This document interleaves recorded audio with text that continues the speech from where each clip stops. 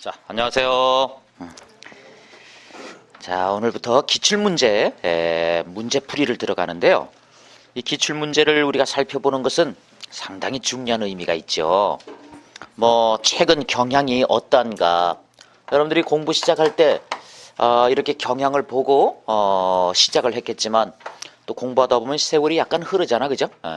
그러면서 경향이 좀 변해요. 그래서 요즘 그 경향을 보게 되면은, 아, 뭐, 일정한 그런 패턴을 보인다 그러지만 그 안에서 좀 변화가 있으니까 이런 경향을 파악해보는 거. 요게 기출문제 풀이를 하는 중요한 이유라는 겁니다. 기출문제. 경향 파악. 두 번째는 가능성을 한번 점쳐보는 거죠. 만약에 이런 경향의 문제가 또 난다면 대체로 보면 비슷한 문제 유형이 출제가 되거든요. 그래서 문제 유형으로 놓고 본다면 거의 매번 우리 공부하는 게 적중률 100%다 이렇게 볼 수가 있어요. 그래서 또 그런 유형이 출제가 된다면 내가 과연 맞힐 수 있을 것인가? 이 문제. 충분히 맞힐 수 있겠죠, 그죠? 그 다음에 세 번째, 내가 혹시 좀 부족한 건 없는가? 이렇게 부족한 것을 채워나가는 거, 보충하는 거. 자, 이런 것도 있고요. 그 다음에 또 마지막으로 여러분들이 그동안 이론 중심으로 쭉 해왔는데 그 이론을 알고 있다는 것과 실전은 다른 거 아닙니까? 그래서 이론은 이론 순서대로 차곡차곡 이렇게 우리가 익혀왔지만 문제를 풀 때는 문제 푸는 방법이 있다는 겁니다. 이건 단원을 초월해서. 그러니까 이제 실제로 전투에 나간 그 장수 같은 경우도 이론상으로 공부를 하겠죠. 무슨 손자병법도 배우고 이럴 거 아닙니까? 그런데 이게 현실에 가면은, 실전에 가면은, 이게 딱 맞아 떨어지는 게 아니라는 겁니다. 그래서 우리가 이게 실제로 이렇게 문제를 풀어보게 되면은, 이거 문제 푸는 방식은 다르네? 이런 걸 알 수가 있습니다. 이 문제풀이 원리가 따로 있어요. 예를 들어서, 우리가 이제 이론 시간에는 시 공부를 한다. 그럼 시에 대해서 이론, 리듬도 공부하고, 이미지도 공부하고, 어조 이런 것도 공부하고 하면서 쫙 공부하지만 막상 시 문제를 딱 풀 때는 어떻습니까? 시독해 원리 세 가지 가지고 그냥 풀어버린다는 겁니다. 그 다음에 실제로 문학하고 비문학하고 막 이렇게 따로 공부하고 현대문학하고 고전문학을 막 따로 배우지만 실제로 문제풀이 딱 들어가면 뭡니까? 비문학 독해 원리를 가지고 문학 독해를 하고 또 현대문학 독해 원리를 가지고 고전문학을 그대로 해버리고 이런다는 겁니다. 이래서 못 봤던 작품, 처음 보는 작품, 실제로 문학 같은 경우는 요즘은 한 50%는 처음 보는 작품이 출제된단 말이에요. 그리고 비문학 같은 경우는 거의 100% 가깝게 생소한 지문 아닙니까? 이런 문제들도 풀어낼 수 있게 되는 거죠. 심지어 무슨 문법 문제가 나왔다. 한문 문제가 나왔다. 그래도 지문 가지고 내는 문제가 딱 나오면 그냥 독해 원리를 가지고 풀어버리잖아요. 문법 몰라도 푼다는 겁니다. 단답형 문제가 아니고서는. 이제 그런 거. 또 무슨 한시 묻는 문제가 나왔다. 그럼 한시 짓는 방법이 있어요. 그 방법을 이용해서 한시를 한자 몰라도 풀어낸다든지 이런 어떤 여러 가지 문제를 풀 때 이때의 원리는 실제 공부할 때하고 좀 다르다는 걸 알 수가 있습니다. 그래서 오늘부터 우리가 기출문제 풀이를 들어가는데 앞으로 이제 진행은 어떻게 할 것이냐면은 이게 지금 우리 책에 들어있는 것이 5년간 기출문제가 있고 따로 이렇게 프린트로 제공되는 게 또 1년간 기출문제가 있지 않습니까? 그래서 굉장히 많은 양의 기출문제가 있는데 강의는 그 중에서 두 파트로 나눠가지고 문법 파트와 독해 파트로 나누게 됩니다. 그래서 문법 파트를 2시간 수업하고 그 다음에 독해 파트를 2시간 수업을 해서 실제 시험 출제 비중은 50대 50 아닙니까? 요즘 경향을 보면 50대 50입니다. 그래서 이렇게 50대 50. 경우에 따라서 이제 한문을 들어가겠죠. 이렇게 해서 균형을 맞춰서 수업을 하도록 하죠. 우리 보통 이론 시간에는 문법하고 한문에 치중하잖아, 그죠?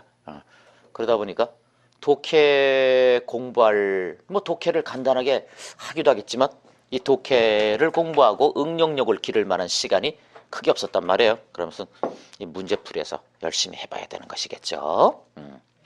독해는 조금 하다 보면 하기 싫습니다. 그럼 거기서 이제 멈추면 됩니다. 왜냐면 문제 유형이 다 똑같고 푸는 원리가 간단하게 한두 가지, 두세 가지밖에 없으니 뭔 재미가 있겠어요. 못 봤던 지문 다 풀리고 뭐 처음 보는 문학 작품이 다 풀리고 이러는데 재미가 하나도 없겠죠. 다만 시키는 대로 했을 때 그렇다는 겁니다. 시키는 대로. 그래서 그 똑같은 그 문제 유형 한두 개, 두세 개밖에 안 되는 유형. 비문학 독해 원리는 독해 원리가 한 가지밖에 없잖아요. 그 한 가지. 시 독해 원리 세 가지, 소설 독해 원리 세 가지. 그 각각 세 가지씩 있는데 그걸 이용해서 꼭 풀어야지 이렇게 마음을 갖고 실제로 문제를 만나도 그 원리를 가지고 풀고 있으면 끝나는 거라는 겁니다. 구구절절 수백 작품을 볼 필요가 없다는 겁니다. 봐봤자 소용도 없고요. 자, 그런 겁니다. 그렇다면 지금부터 하나씩 해결해 나가 보도록 하지요. 일단 여러분들한테 나눈 자료 있죠, 그죠? 그거 한번 보세요. 이게 문법과 관련된 자료입니다. 그 문법과 관련된 자료 딱 봤더니 현대문법에서 2016년에는 어떤 문제가 출제되었는가 있을 것 아닙니까? 보통 현대문법 하면은 언어 부분, 언어 중에서도 우리가 국어 공부하자는 거 아닙니까? 국어 부분. 세 번째 국어 중에서도 국어 문법을 공부해야 되겠죠. 문법 그러면 의문 부분, 형태소 부분, 단어 부분, 품사 부분, 문장 부분 이렇게 나눈단 말이에요. 이게 현대문법 영역이고 이거 잘하면 된다는 겁니다. 몇 가지입니까? 7가지 잘하면 되는 거래. 자, 과연 어디서 얼마만큼 출제가 되었는가 한번 볼까요? 자, 1번, 2번, 3번, 4번 1번, 2번, 3번, 4번 같은 경우는 언어에서 출제가 되었네요. 이건 2016년 경향만 보는 겁니다. 그 다음에 5번 같은 경우 5번, 6번, 7번 뒤에 넘겨보니까 8번, 9번 이 9번까지를 봤더니 세상에 5문제 국어에서 출제가 되었군요. 무시 못할 영역이라고 볼 수가 있겠죠. 자, 이제 10번부터 볼까요? 10번부터는 의문이네, 의문. 의문과 의문 변화 아닙니까? 근데 가만히 봤더니 10번 같은 경우는 의문 자체에 대한 거예요. 의문 자체에 대한 거. 그리고 사실 9번 같은 경우도 의문 자체에 대한 것이라고 봐야 되겠죠. 그래서 의문과 관련된 문제가 나온다는 겁니다. 그러면서 11번부터 11번, 12번, 13번, 14번, 15번, 16번, 17번, 18번, 19번, 20번, 21번, 22번 이 계산이나 될란지 모르겠네. 22번까지 몇 문제입니까? 12문제 아닙니까? 이 계산 안 됩니까? 사실 선생님은 손가락으로 이렇게 꼽아가지고 갔어요. 자, 어떤 상황에서도 살아남아야 되니까. 이런 이제. 그래요. 세상에 의문 변화와 관련된 문제가 12문제나 있네요. 12문제나 있어요. 응? 12문제나 있어요. 12문제나 세상에. 4문제, 5문제, 의문과 관련된 문제가 12문제. 2문제, 12문제. 와, 이 의문은 더 열심히 해야 되겠죠. 더 열심히 하라는 것이지 거기만 열심히 하면 되겠습니까? 문제는 골고루 출제되고 있는데 골고루 다 해놔야 되겠죠. 자, 그래놓고 그 밑에 보니까 23, 24, 23, 24 이 2문제가 로마자 표기법 문제네요. 이 의문과 관련해서 로마자 표기법도 우리가 공부를 해야 되는데 이야, 이 로마자가 전에는 계속 출제되더니 요즘은 출제 경향이 조금 비중이 주는 모습을 보인다? 이런 거. 그 다음 25, 26, 27, 28, 29, 30 뒤에 넘겨보니까 뭐냐 이게 30번까지네. 자, 여섯 문제나 외래어 표기법에서 출제가 되었군요. 그래서 요즘 최근 경향이 로마자 표기보다는 외래어 표기에서 더 많이 내고 있다는 겁니다. 외래어 표기. 형태소는 어떤데? 형태소. 이 형태소 문제는 뭐 많이 출제되는 건 아닌데 한번 출제됐다 하면 합격 불합격을 가라는 거 아닙니까? 형태소는 한 문제 출제되었네요.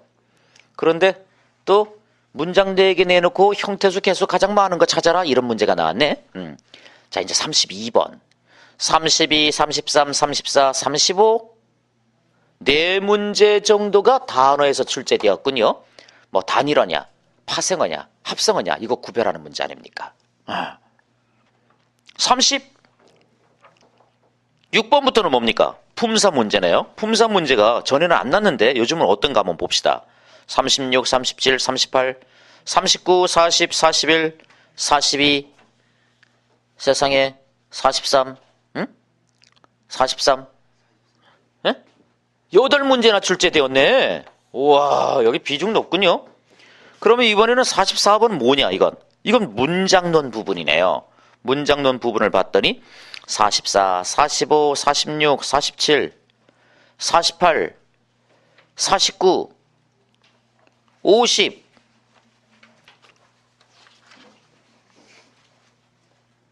몇 문제도 잊어먹었네.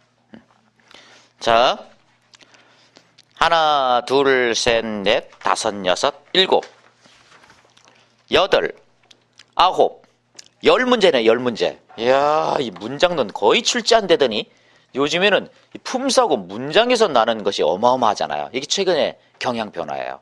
어차피 골고루 다 출제되었지만 전에는 여기까지 주로 출제되었거든요. 의문.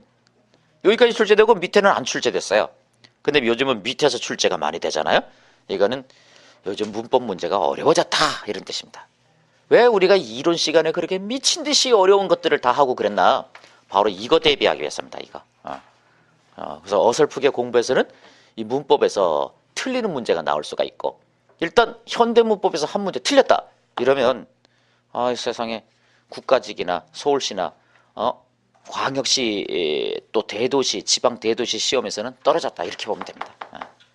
한 문제도 놓치면 안 됩니다. 그지? 서울시 국가직 공부 목표 정해놓고 하는 거 맞죠? 국가직이나 서울시 광역시 지방 대도시 여기는 뭐 시리즈라 그랬습니까? 95, 95, 95, 95, 95 이래야지만 합격할 수 있다고 보면 되겠죠. 이런 목표를 딱 세우고 해도 한 과목 정도에서 삐끗해서 한 80점 나오는 경우가 있습니다. 아니면 나는 선천적인 문제가 있어서 영어가 80점 나온다 늘. 이러면 무조건 다른 과목은 95라는 겁니다. 이래야 붙을 수가 있다는 거죠.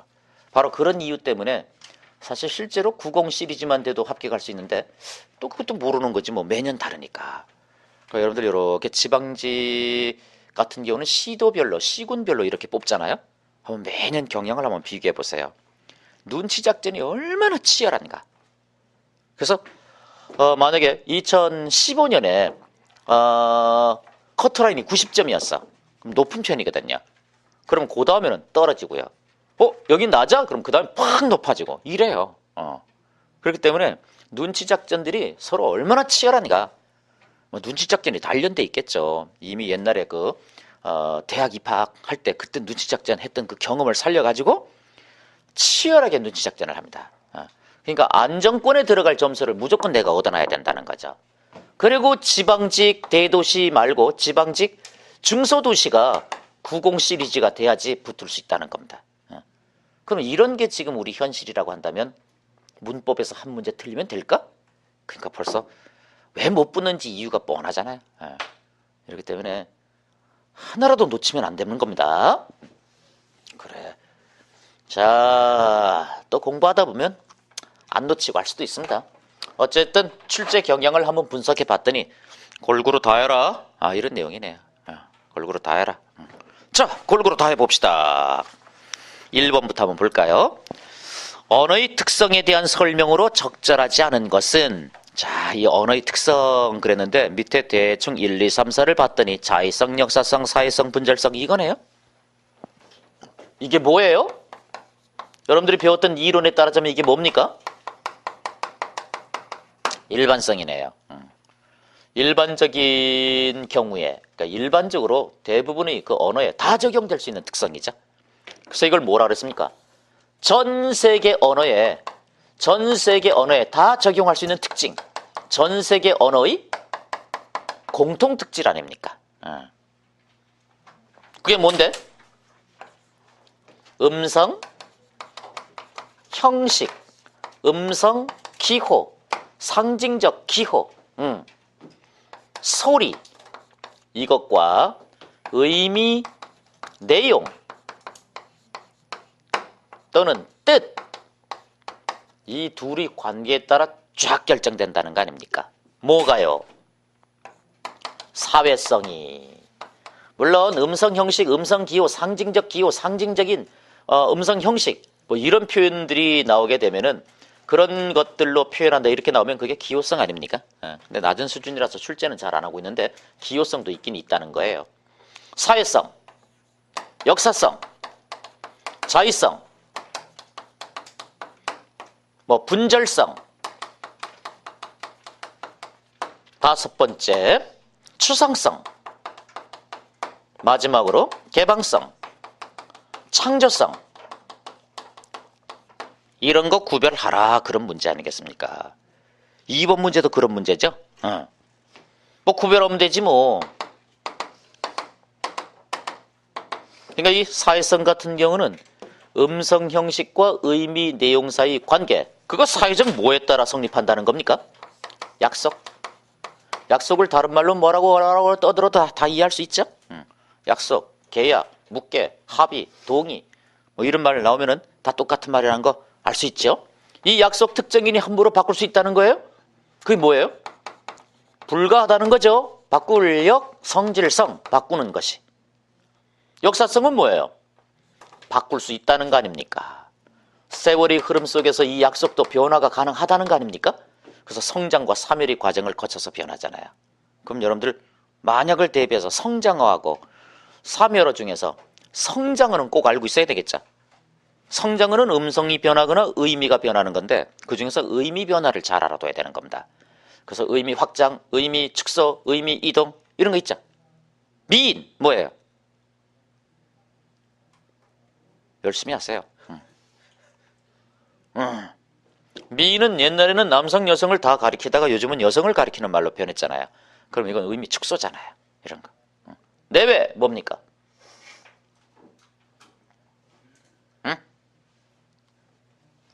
오늘 공부 처음 시작이에요? 이 지금 문제풀이는 마무리 단계. 자, 의미 이동이지, 이동. 내외는 부부를 뜻하는 말로 바뀌었잖아요. 근데 사실 사전 찾아보면은 의미 확장처럼 느껴져요. 근데 뭐 교과서에 그렇게 나오니까 그렇게 믿는 수밖에 없지 뭐. 그리고 합격한 뒤에는 예, 저는 교과서 중심으로 공부했고요. 이렇게 꼭 해야 된다는 겁니다. 교과서 중심으로. 출제가 이루어지기 때문에 그렇습니다. 그래서 성장어는 꼭 알고 있어야 된다는 겁니다.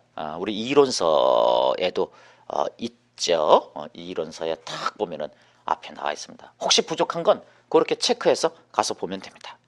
나 또 봐야 되겠구나. 그러면 체크해 놓으세요. 뭐라고요? 여기서 나 성장어 꼭 공부해야 되겠구나. 이거 언어의 역사성과 관련되는 거거든요. 부족하면 그 부분을 꼭 봐야 됩니다. 자, 사소한 거 하나 딱 놓쳐가지고 꼼꼼하지 못해가지고 공부 죽도록 하고 떨어지는 사람 많습니다. 그러니까 사소한 거 절대 놓치지 마시고 만약을 대비해야 돼. 왜 요즘 보면은 600년 만에 처음 나오는 문제, 한글 창제 이후 처음 나오는 문제가 꼭 있잖아요. 한두 문제. 그러니까 기출문제만 따라가는 것은 좀 위험할 수도 있죠. 그냥 확인할 뿐이고 기출문제 공부를 하면서 이렇게 출제가 안 됐어도 챙길 걸 꼭 챙겨놔야 됩니다. 자, 두 번째, 역사성은 변한다는 소리네. 그럼 이건 가역성이라는 표현과도 관련이 되겠죠. 자의성은 자의, 이게 무슨 말이에요? 자의 그게 무슨 말이에요? 멋대로잖아, 멋대로. 그죠? 이걸 멋대로로 바꾸면 쉽게 이해가 되죠. 뭐가 멋대로인데? 음성 형식과 의미 내용 사이 약속이 멋대로 이루어진다는 거죠. 각 언어 사회 구성원마다 멋대로 약속을 했어요. 왜? 둘 사이에는 그 어떤 필연성도 없으니까, 유연성도 없으니까 유연성이라는 말이 나올 수도 있어요. 뭐 관련이 있는 특성 아니겠어요? 어쨌든 자의성은 사례로 주로 출제를 하잖아요. 그 사례가 몇 가지입니까? 네 가지입니다. 네 가지만 딱 기억해두면 됩니다.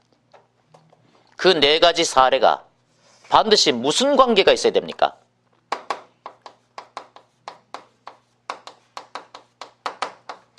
음성과 의미 사이의 관계가 일대다 또는 다대일 관계가 돼야지만 그게 자의성의 사례가 될 수가 있습니다. 첫 번째 뭔데? 각국 국어, 각 지역 모두 그래요? 방언도 그렇죠. 두 번째, 음성상징어. 음성상징어는 의성어, 의태어가 대표적이죠? 세 번째, 동음이의어, 이음동의어. 얘들은 벌써 일대다 다대일이네, 그죠? 네 번째, 역사성 중 모두 해당됩니까? 성장어, 비교 대상이 있다면 사멸어도 자의성의 사례가 될 수가 있는 거죠. 그래서 이 사회성, 역사성, 자의성은 서로 얽혀 있는 것이지 뭐 칼로 자른 듯 딱딱 구별되는 게 아닌 거죠. 칼로 자른 듯이 딱딱 구별되는 것으로 알아뒀다가는 큰 코 다치는 사태가 벌어집니다. 수준이 조금만 높아지면. 그러니까 꼭 이렇게 알고 있어야 되겠죠. 음성 형식과 의미 내용과 이 관계 있잖아요. 막연하게 출제되었다. 그러니까 국어, 방언, 무슨 뭐 상징어, 동음이의어, 이음동의어, 성장어, 사멸어 막연하게 출제되면은 여러 가지에 해당될 수가 있다는 겁니다. 근데 여기 있는 것처럼 약속 불가역성, 변화 가능성, 가역성, 필연성 X 이렇게 노란 색깔로 딱 못 박아서 내면 그때는 한 가지씩 관련되는 겁니다. 이 사실을 놓치고 있는 사람들이 대부분입니다. 그래서 우리는 절대 실수하지 않도록. 그 다음 분절성은 뭔데요? 이건 나눌 수 없는 대상을 우리가 살아가다 보면 나눌 수 없는, 그러니까 연속적인 그런 대상들이 얼마나 많습니까? 그런데 그것마저도 언어를 이용해서는 어떻게 표현하는 겁니까? 언어를 이용해서는 마치 부분 경계가 있어서 나눌 수 있는 것처럼 불연속적으로 표현한다는 겁니다. 이거지 뭐, 그죠? 추상성 뭐예요 이거는? 이건 우리가 사용하는 언어, 그건 대부분 뭐라는 겁니까? 우리가 사용하는 언어, 이거는 고도의 추상화 과정을 거쳐서 형성된 개념이라는 거죠. 이 개념을 다른 말로 바꾸면 총칭어 아닙니까? 그런데 도저히 개념어, 총칭어로 볼 수 없는 게 뭐예요? 그쵸? 고유명사는 안 된다는 거예요. 고유명사는 왜 안 되냐? 추상화 과정을 거칠 수가 없거든. 그 다음에 하위어가 없거든. 하위어가 있어야, 추상화 과정을 거쳐서 뽑혀져 나온 하위어가 있어야 그것을 뭉뚱그려 일컫는 말 총칭어가 될 수가 있잖아요. 실제로 우리가 사용하는 언어가 대부분 이렇게 개념어, 총칭어인데 그것이 무슨 구체적인 사항이 있는 것처럼 착각하는 경우가 많다는 거죠. 추상화 과정을 거쳤기 때문에 추상어입니다. 이 추상어는 구체어 반대예요. 수없이 많은 그런 여성들 중에서 어머니의 속성을 가지고 있는 대상만 딱 가려 뽑는다는 거 아닙니까? 그럼 어머니 A, 어머니 B, 어머니 C, 어머니 D 쫙쫙쫙 나올 거 아닙니까? 이분들을 일반화해서 뭉뚱그려서 종합하여 일컫는 말이 뭐라고요? 어머니, 요거라는 겁니다. 그러니까 추상화 과정을 거쳐서 뽑혀져 나온 대상, 이게 하위어죠. 그걸 뭉뚱그려서 일컫는 말이 상위어, 개념 또는 총칭어라는 겁니다. 그러니까 고유명사는 이게 안 된다는 거죠. 세종대왕 A, 세종대왕 B, 세종대왕 C, 세종대왕 D, 세종대왕이 이렇게 여러 명이에요. 그러니까 하위어를 종합하여 일컫는 말이 세종대왕이라고 할 수가 없잖아요. 자, 그 다음 개방성, 창조성. 우리는 뭐든 생각할 수 있다는 거 아닙니까? 그리고 아무리 긴 문장이라도 다 표현할 수 있다는 겁니다. 그 두 가지죠 뭐. 적어봅시다. 문장의 수, 문장의 길이, 여기에 제한이 없다는 겁니다. 어떤 문장도 새로 만들어낼 수 있고 그 문장은 끝내지 않고 계속 이어나갈 수 있다는 겁니다. 우리 국어 같으면은 접속조사와 연결어미를 사용하면 되죠. 또 한 가지가 뭐냐? 우리는 뭐든 생각할 수 있다는 겁니다. 그리고 생각한 것은 다 언어로 표현이 가능하다는 거. 그게 언어의 개방성, 창조성이죠. 우리 인간이 미치는 사고 범위에, 우리 인간 사고가 미치는 범위에 제한이 없다는 겁니다. 그래서 상상의 산물, 관념적이고 추상적인 개념, 이런 것도 다 언어로 표현이 가능하다. 그거지 그거. 어디 그럼 문제 풀어볼까요? 1번 자의성. 언어 형식과 내용의 관계가 반드시 고정된 것이 아니다. 그래? 그러십니까? 그렇지 자의성. 그러니까 1대다. 다대 1대응이 되는 것이죠. 고정되었다면 어떤 대응이 되겠어요? 1대1 대응이 되겠지. 그런 걸 특수성이라고 합니다. 2번에 역사성. 시간의 흐름에 따라 변화. 우리는 다 필요 없고 변화, 거기다 꼬부랑 밑줄 탁 치면 되는 거죠. 자, 여러분들 이런 설문도 비문학 독해 원리에 따라 간추릴 줄 알아야 되는 겁니다. 자, 예를 들어 가지고 1번 같은 경우는 언어 형식과 내용의 관계가 이랬잖아요. 그러면 형식 꼬부랑 내용 꼬부랑, 아니면 형식 네모 내용 네모지. 이게 화제니까 그리고 뒷부분 딱 가서 고정 꼬부랑 X 이렇게 딱 되어 있어야 됩니다. 그게 시험 문제를 풀 줄 아는 사람의 시험지의 모습이에요. 그래서 비문학 독해 못하는 사람 갖고 와봐. 딱 그러면 표시가 없거나 표시가 지 맘대로인 거예요. 그게 공부 못하는 사람의 특징이에요. 거기 배운 대로 안 한다는 거죠. 나중에 점검해가지고 연탄 찐깨로 눈 뽑고 그럴 거예요. 자, 문제풀이에서 독해는 끝내야 되니까. 역사성 딱 그랬으면 언어는 언어, 그게 네모 아닙니까? 고정되어 불변하는 것이 아니라 샥샥 아니라 그랬으니까 우리가 챙길 이유가 없잖아요. 시간의 흐름에 따라 의미나 형태가 변하기도 한다. 그럼 시간 꼬부랑, 변화 꼬부랑 이렇게 딱 했으면 맞습니다. 이거 봐, 이거 우리가 생각해놓은 그 포인트를 뽑아내는 거라고요. 3번 사회성. 언어 내용과 형식이, 그럼 이번에는 어디가 네모예요? 내용, 네모, 형식, 네모겠지. 계속 이거잖아, 이거. 이게 전제가 된다는 거예요. 이게. 이 둘의 관계. 일단 한 사회 속에서 약속으로 굳어지면 약속 꼬부랑 아무나 마음대로 바꿀 수 없다. 바꿀 수 X 여기 딱 나와야지. 그럼 그게 바로 뭐라는 거야? 약속 그거 바꿀 수 없어? 이렇게 되는 거죠. 그럼 문제 푸는 것처럼 풀어야지. 그 공부 잘하는 사람과 못하는 사람 공부하는 시간은 거의 똑같다 그랬잖아요. 공부 못하는 사람은 공부하는 시간이 적어서 못하는 게 아닙니다. 푸는 그 방식이라든지 그 다음에 무엇을 어떻게 효율적으로 시간을 활용해서 공부를 제대로 할 것인가, 이게 조금 처지는 거지. 그래서 그것만 개선해 주게 되면 바로바로 올라가게 됩니다. 네 번째, 분절성.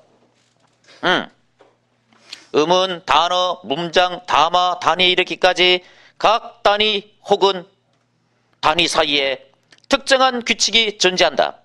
음은, 단어, 문장, 담화, 그게 네모겠지.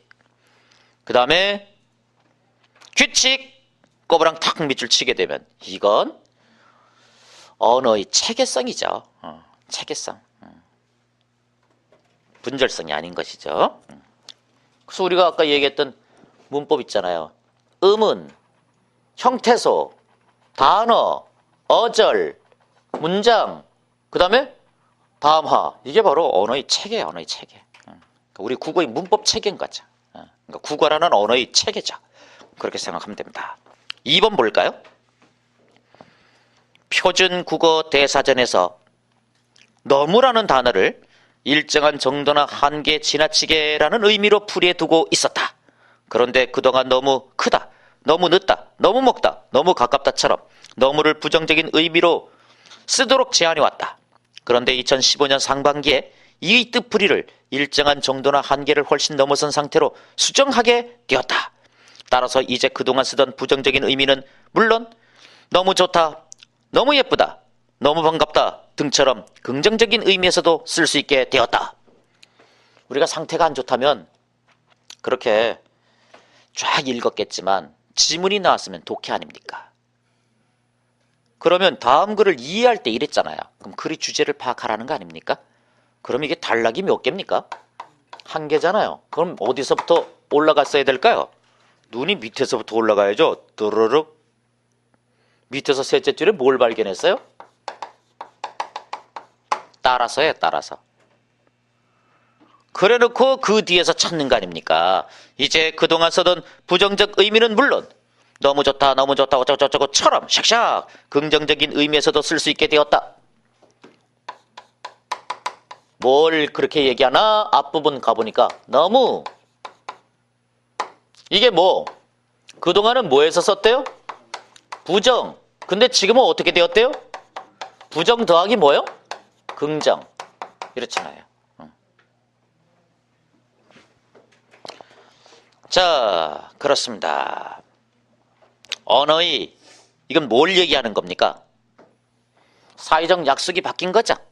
그동안은 너무라는 단어의 의미를 이것으로 약속했는데 지금은 이제 뭡니까? 이 약속이 이렇게 바뀌었다는 겁니다. 약속이 그렇게 바뀐 거예요. 그래요. 그러면 저건요, 약속이 약속과 관련되니까 사회성하고 그 다음에 두 번째는 역사성하고도 관련됩니다. 자, 어디 봅시다. 아하, 이건 사회성.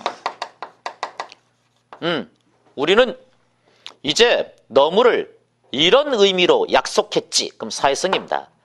거봐, 약속 변했잖아. 약속은 변하기도 해. 그럼 변화 가능성이 뭐예요? 역사성이 되는 거지, 역사성. 또는 뭐 저렇게 생각할 수도 있겠죠. 예전에는 이렇게 약속했고 우리는 이렇게 약속했는데 예전 사람들은 예전 사람들 멋대로, 우리는 우리 멋대로 이렇게 약속했지. 그럼 모두 돼요? 이건 자의성의 사례도 되는 겁니다. 그래서 밑에서 사회성이나 역사성이나 자의성 중 어느 하나가 나오면 그게 답입니다. 1번 언어의 창조성. 아니야. 답 나올 때까지 해보면 되지 뭐. 2번 언어의 체계성. 왜 이래 오늘 아침부터. 언어의 분절성. 아 진짜. 언어의 역사성. 오, 역사성에 따르면 정해진 의미는 100년이든 200년이든 뭔 소리 하는 거니? 5번이 답이겠네요. 언어의 사회성 측면에서 볼 때 많은 사람들이 그렇게 사용하니까 인정된 거겠지. 사회적 약속이 새로 성립했다는 겁니다. 자, 여러분들 이게 사회성뿐만 아니라 역사성, 자의성도 다 답이 될 수 있는 겁니다. 이런 걸 혼동하면 안 돼요. 만약에 시험 문제에서 아닌 거 찾아봐. 이랬으면 예 말고 다른 하나가 답되는 거예요. 그런 게 고급스러운 문제겠죠. 지금 보니까 4번을 역사성 딱 꺼내놓고 왜 엉터리로 써놨겠어요? 그거 똑바로 써놓게 되면 답이 몇 개가 돼요? 2개가 되니까 그렇게 쓰는 거야. 출제자는 다 알고 있어요, 이런 사실을요. 막연하게 진술하면 여러 가지와 관련되고 이렇게 못 박아서 진술해야 한 가지에 해당된다는 걸 출제자는 다 알고 있다고요. 지금 계속 그런 식의 문제가 나오고 있어요. 그럼 어디 우리 책 6쪽으로 가볼까요? 자, 6쪽을 한번 봅시다. 그 6쪽에서 2번 다음에서 할 수 있는 언어 기호의 특성으로 적절한 것은 언어는 화제가 뭐예요? 언어 간추려 나가야 되는 거야. 아직 비문학 독해 본격적으로 하지 않았지만 문법 나오게 되면은 벌써부터 독해가 시작되기 때문에 그래서 우리가 독해를 함께 나간다 이 소리입니다. 독해는 잘할 때까지만 딱 하고 끝일 거예요. 계속하는 게 아니고. 근데 나중에 뒤로 가다 보면 진도에 밀려서 독해를 못하는 수도 생기거든요. 그래서 미리 하는 겁니다. 미리. 여러분들이 되게 이렇게 보면은요, 문법 같은 경우는 막 날고 겨요. 기는 건 아니다. 막 뛰고 날고 이래요. 근데 오히려 만만하게 봤던 독해에서 퍽퍽 나가요. 두고 보세요. 떨어지면 독해에서 떨어지지. 그러니까 독해를 만만하게 보는 거지. 사실 아까 그 국어 시리즈나 90 시리즈라면 독해 문제는 한 문제도 틀려서는 안 돼요. 갑자기 황당한 우리말 문제에서 퍽 나가고 이럴 가능성이 높거든요. 한문 문제 요즘 3문제, 4문제씩 출제되니까 거기서 하나 퍽 나갈 수가 있어요. 요즘은 쓰기 문제가 나온단 말이에요. 옛날처럼 한자성은 하나 끙끙 나오고 끝이 아니에요. 그럼 거기서 퍽퍽 2개 나가면 벌써 90점인데 독해에서 하나 더 나가면 어떻게 되겠어요? 그러니까 독해를 얼마나 열심히 해야 되는지를 알겠죠. 옛날하고 달라. 옛날에는 주로 보면은 뭐 문법이나 이런 데서 떨어졌어요. 근데 지금은 독해에서 떨어집니다. 이게 경향입니다. 근데 아직도 사람들은 변하지 않아요. 선생님이 강의 탁 해보면요, 문법 단과 시간에는 막 구름처럼 밀려오지만 독해 시간에는 교실이 꽝해요. 아직 상황 판단을 못하는 거죠. 여러분들 이런 현실에 대해서 냉철한 그 판단력을 갖고 있어야 돼요. 자, 그런 눈들을 꼭 가져야 됩니다. 내가 어떻게 해야지 내가 붙을 수 있는가 그거. 보자, 이건 뭐냐? 언어는 뭐가 나왔어요? 화제가 나온 거예요. 문장, 단어, 형태서, 음운, 으로 쪼개 쓸 수 있다. 자, 뭐예요? 중심 내용 뭡니까? 쪼개네, 쪼개. 여러분들 쪼개구이 많이 먹어봤죠? 쪼개야, 쪼개. 이건 나눌 수 없는 걸 뭐 한다는 겁니까? 나눠서 표현한다는 거 아닙니까? 그러니까 그게 뭐예요? 분절성이잖아요. 그러니까 이렇게 탁 해야 돼요. 이렇게. 이렇게 탁 해야 됩니다. 그렇습니다. 자, 그렇다고 한다면 또 한번 볼까? 이번에는 기출문제가 그거밖에 없네. 과거에는 별로 안 났던 게 2016년에 좀 몰아쳐서 났네. 자, 이제 두 번째 공부할 것으로 넘어가 봅니다. 다시 우리 프린트 자료 잘 한번 봅시다. 3번과 4번. 이건 언어의 기능이군요. 언어의 기능 문제입니다. 언어의 기능 그러면 뭐 출제 잘 될 것을 중심으로 해서 다 알아두면 되겠죠. 표현적 기능, 가마적 기능, 가마적 기능, 지령적 기능이라고도 할 수가 있는 거 아닙니까? 자, 표현적 기능과 가마적 기능이라는 게 있어요. 이 표현적 기능과 가마적 기능은 첫 번째, 가장 큰 차이가 뭡니까? 청자에게 일정한 행동을 할 것, 하지 말 것, 이것을 요구하고 유도하는 기능까지 있으면 뭐고? 가마고. 그게 없으면 뭡니까? 표현입니다. 표현적 기능은 화자가 표현하겠지. 화자가 뭘 표현하는데? 생각, 느낌, 알고 있는 사실, 이런 것 따위를 표현할 거 아닙니까? 근데 표현적 기능은 그것으로 땡인데 가마는 뭐까지 있다는 겁니까? 그 말을 하는 이유가 도대체 뭐라는 거예요? 이거라는 겁니다, 이거. 그래서 표현적 기능은 화자와 관련되고 가마적 기능은 청자와 관련된다는 거죠. 우리가 시험 문제에서 이 둘을 구별하기 위해서는 포인트가 요거야. 요걸 놓치면 안 되는 거죠. 청자에게 일정한 행동을 할 것, 하지 말 것, 요구하느냐 안 하느냐, 그거. 두 번째, 이런 건 그냥 심심해서 해보는 것이지 이게 뭔 공부거리입니까? 표현적 기능과 표출적 기능. 도대체 뭔 차이가 있다는 겁니까? 이건 노란색으로 쓸 가치도 없어요. 표현 의도가 있냐 없냐 그거 아닙니까? 그러니까 본능적으로 튀어나오는 소리, 대표적인 사례 감탄사가 어떤 겁니까? 표출인 거지 뭐. 세 번째, 친교적 기능. 출제가 몇 번 돼서 그렇지 까짓게 뭐 친교적 기능은 사교적 기능이라고도 하는데 대표적인 사례가 뭐예요 이거는? 인사말이요, 인사말. 인사말의 목적이 어디 있는데요? 원만한 인간관계, 원활한 사회생활 영위, 교과서 표현대로 하면 이거라는 겁니다. 인사하는 이유가 이거라는 겁니다. 오늘 여러분들 선생님한테 인사 안 한 사람 있잖아요. 좋지 못해요. 질문하러 탁 와도 뭡니까? 뭐? 뭔 소리 하는 거야 지금? 막 이렇게 인사 잘한 사람 뭔데? 그래 이건 이렇게 나가잖아. 이 인사가 이게 그렇게 중요하다는 겁니다. 인사. 자, 인사말은 그렇습니다. 이 친교적 기능은 근데 인사말 이렇게 나는 게 아니라 인사말이 사례로 나오는 게 특징이에요. 안녕하십니까? 내가 안녕한 것 같나? 대답할 때 또 그러면 됩니까? 그래서 여러분들 이 친교적 기능은 뭐보다 뭐가 중요한 겁니까? 기능적인 측면이 내용적인 측면보다 중요하다는 사실. 이런 거 하나 알아두고. 네 번째, 아직 출제가 잘 안 돼서 600년 만에 처음 나올 가능성이 높은 기능들이 뭐가 있습니까? 남들은 기출문제 중심으로 이걸 환장하고 공부하겠지만 정말 합격할 사람은 어디를 공부해 두는 거예요? 이건 기본이고 이걸 해두는 거지. 그게 뭔데? 지식과 정보의 보존 기능. 그 다음에 두 번째는 뭔데요? 미학적 기능. 세 번째는 뭔가요? 관어적 기능. 관자가 무슨 관자인데요?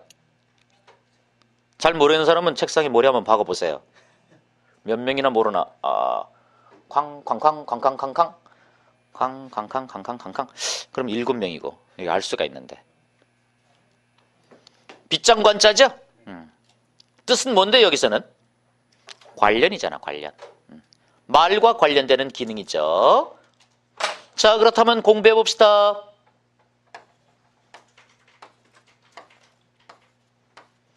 문학에서 사용하는 언어의 기능. 뭐? 그렇죠. 미학적 기능입니다. 그죠? 사전 뜻풀이.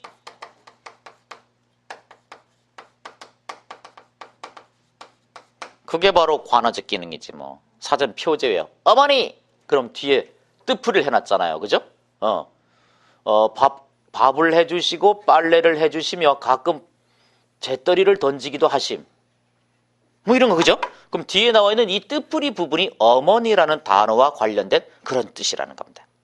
거기에 그 뜻풀이 부분에 사용된 언어가 관어적 기능의 언어인 거죠. 아니 그렇다면 이번에는 저장 매체와 관련되는 게 뭡니까?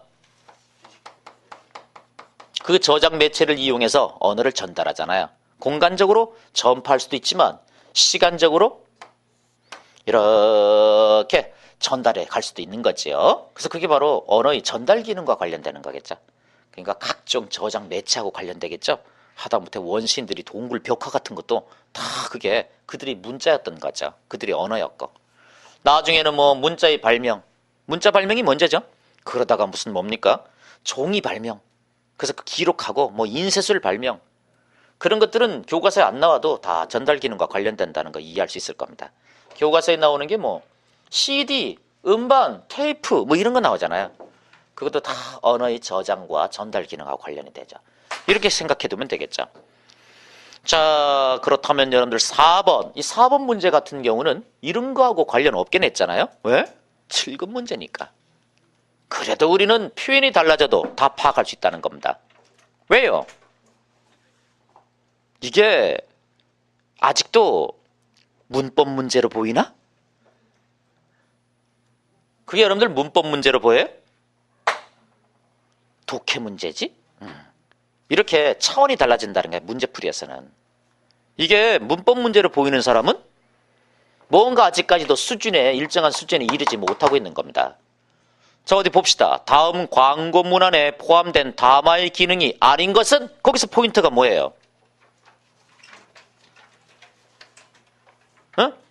네 글자. 뭐?